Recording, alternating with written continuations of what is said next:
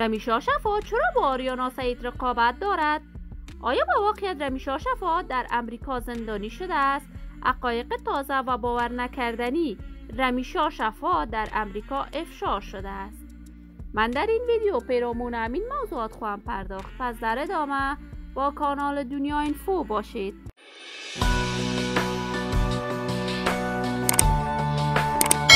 سلام، شما را خوش آمدید میگم به یکی دیگر از ویدیوهای جذاب کانال دنیا اینفو. برای دوست شدن با کانال من علامت سابسکرایب را فشار دهید تا از ویدیوهای دیگر کانال من هم آگاه شوید. رمیشا شفا هنرمند قنداری افغانستانی است. وی شهرت و محبوبیت خوب هنری هم دارد. رمیشا شفا در اصل از ولایت زیبای کندهار است.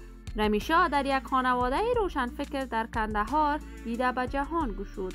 پدر و مادرش را طالبان به خاطر کمک به اطفال و زنان افغانستان در قسمت آموزش و پرورش کشتند. رمیشا شفا در سن 12 سالگی ازدواج کرده بود و در سن 13 سالگی صاحب دختر شد.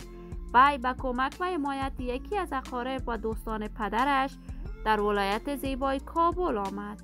وی به خاطر ادامه تحصیلاتش به امریکا رفت و در کشور امریکا هم تحصیلات دوره لیسه را به اتمام رسانید و دوباره من حیث ترجمان امریکایی ها در کمپ های پر از جنگ افغانستان کار میکرد.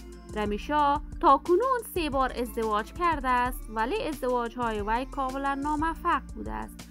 رمیشا شفا همیشه به آهنگ های اعتراضی برای دفاع از حقوق زنان افغانستان سروده است، ولی طرز پوشش رمیشا شفا همیشه مورد نقد و نظر علاقمندان و طرفدارانش قرار میگیرد.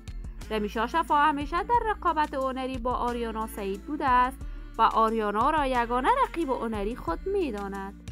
ولی من آرزوی موفقیت، سلامتی و کامیابی برای تمامی هنرمندان کشور خود از بارگاه عزت منان تمنا دارم.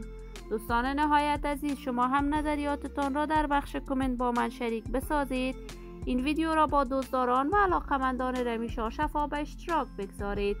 اگر تا هنوز عضو کانال من نشدید، پس برای دوست شدن با کانال دنیا اینفو علامت سابسکرایب را فشار دهید تا از ویدیوهای دیگر کانال من هم آگاه شوید.